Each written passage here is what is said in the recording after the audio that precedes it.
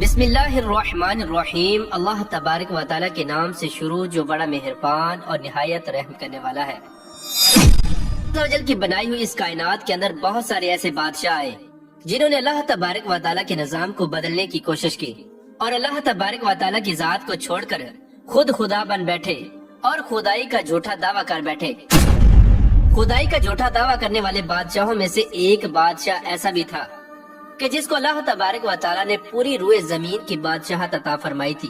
اس کے باوجود اس بادشاہ نے نہ صرف خدائی کا جھوٹا دعویٰ کیا بلکہ یہ اس قدر سرکش اور نافرمان ہو گیا کہ اللہ تبارک و تعالیٰ کی ذات کو جنگ کے لیے للکارنے لگا اور معاذ اللہ تبارک و تعالیٰ کو جنگ کرنے کے لیے کہنے لگا۔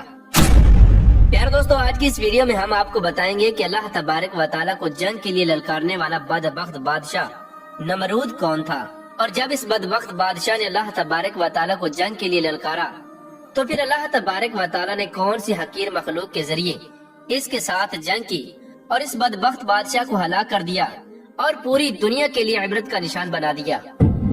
پیارے دوستو، قرآن پاک کے اس عبرت ناک اور ایمان افروز واقعے کو سننے کے لیے آپ سے ہماری یہ گزارش ہے کہ ہماری اس ویڈیو کو اینڈ تک ضرور دیکھیے گا۔ پیارے دوستو، اس دنیا کی تاریخ میں 4 بادشاہ ایسے گزرے ہیں کہ جن کو اللہ تبارک و تعالیٰ نے پوری روئے زمین کی حکومت عطا فرمائی تھی۔ ان میں سے 2 بادشاہ مسلمان تھے اور 2 کافر۔ مسلمان بادشاہوں میں سے ایک کا نام حضرت ذوالقرنین علیہ السلام ہے اور دوسرے کا نام حضرت سلیمان علیہ السلام ہے کہ جن کو اللہ تبارک و تعالیٰ نے منصب نبوت پر فائز فرمایا تھا۔ اور کافر بادشاہوں میں سے ایک کا نام نمرود اور دوسرے کا نام بخت نصر تھا۔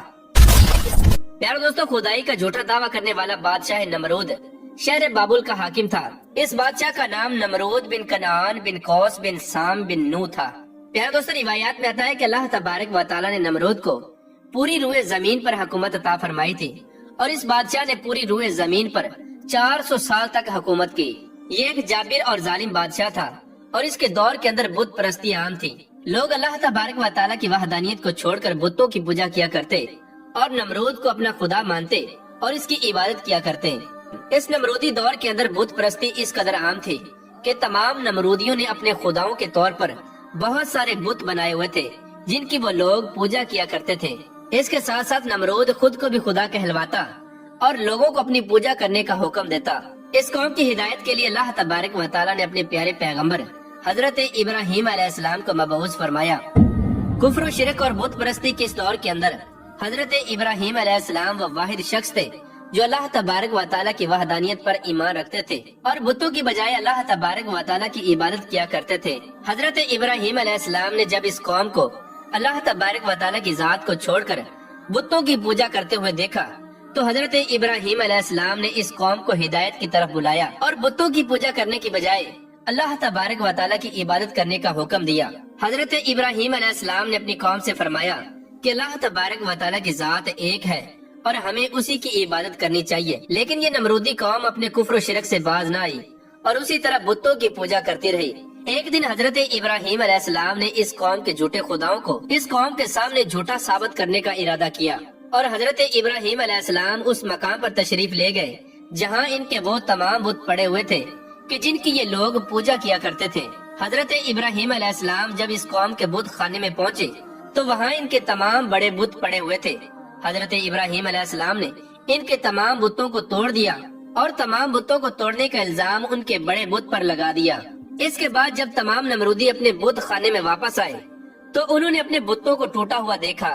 نمرودی قوم اس بات کو اچھی طرح جانتی تھی کہ ہمارے اندر صرف حضرت ابراہیم علیہ السلام ہی وہ واحد شخص ہیں جو بتوں کے خلاف باتیں کرتے ہیں اور بتوں کی بجائے اللہ تبارک و تعالیٰ کی عبادت کرنے کا حکم دیتے ہیں۔ لہذا جب نمرودیوں نے اپنے خداؤں کو ٹوٹا ہوا دیکھا تو وہ سمجھ گئے کہ یہ کام حضرت ابراہیم علیہ السلام کا ہے۔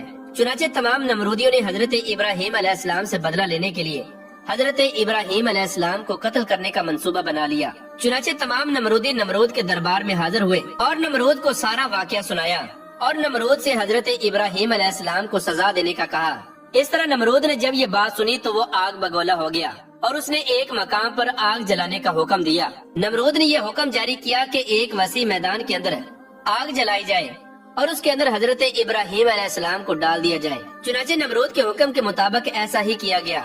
دور دراز سے بہت ساری لکڑیوں کو اکٹھا کیا گیا اور ایک وسیع میدان کے اندر جمع کیا گیا اور ان کے اندر آگ جلا دی گئی۔ حضرت ابراہیم علیہ السلام کو سزا دینے کے لیے جو آگ جلائی گئی تھی وہ اس قدر زیادہ تھی کہ اس کے شعلے آسمانوں کو چھو رہے تھے۔ پیارے دوستو، جب نمرود کے حکم کے مطابق ایک وسیع میدان کے اندر آگ کو جلا دیا گیا تو اس کے بعد حضرت ابراہیم علیہ السلام کو اس آگ کے اندر ڈال دیا گیا۔ جیسے ہی حضرت ابراہیم علیہ السلام اس آگ کے اندر تشریف لائے تو اللہ تبارک و تعالیٰ نے فوراً آگ کو حکم دیا کہ اے آگ تو حضرت ابراہیم علیہ السلام پر ٹھنڈی اور سلامتی والی ہو جا۔ تو وہ آگ اللہ تبارک و تعالیٰ کے حکم کے مطابق حضرت ابراہیم علیہ السلام پر ٹھنڈی اور سلامتی والی ہو گئی۔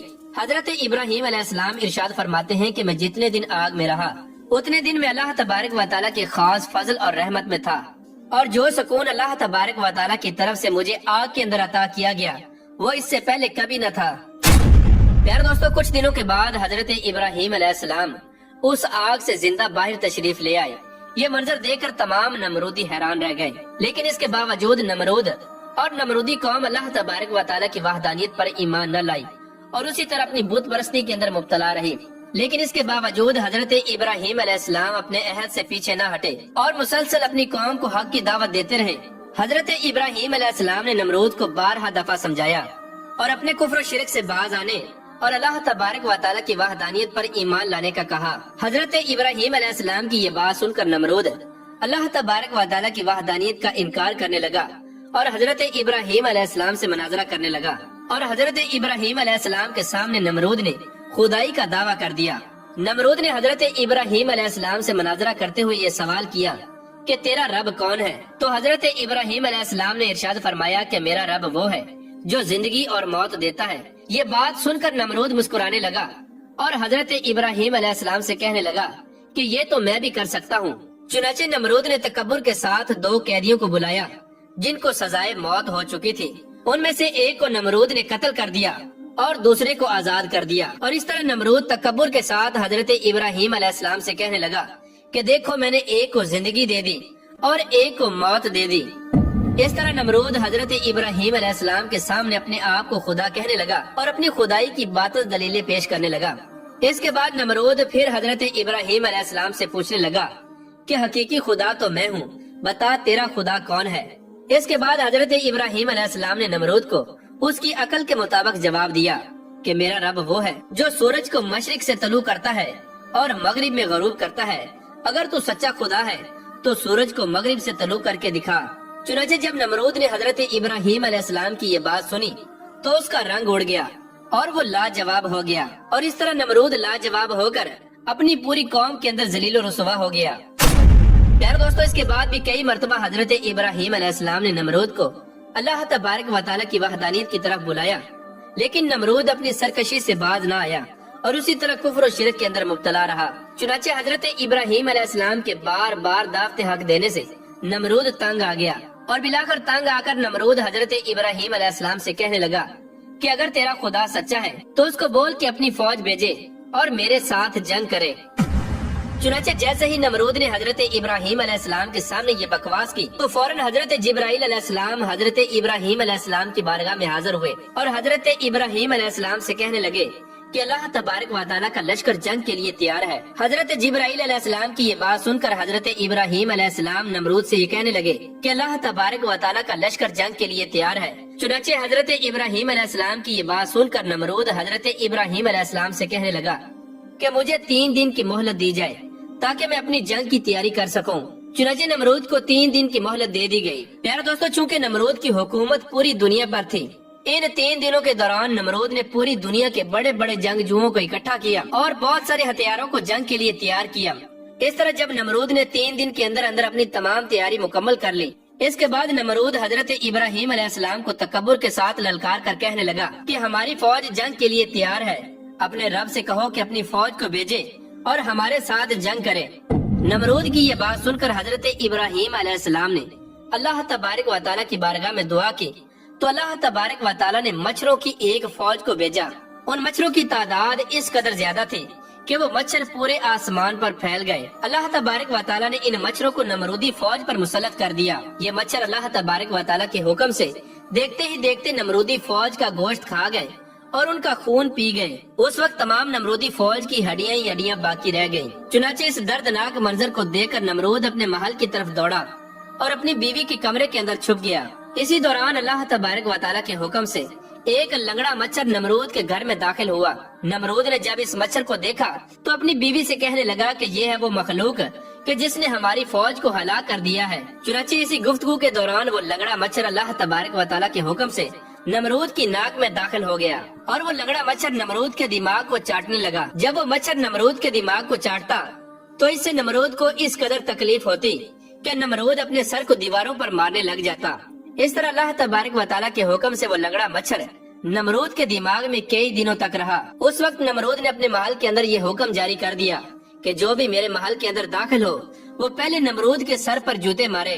اس طرح جوتے مارنے کے بعد نمرود کو کچھ دیر کے لیے آرام محسوس ہوتا، لیکن کچھ دیر بعد پھر درد محسوس ہونا شروع ہو جاتا۔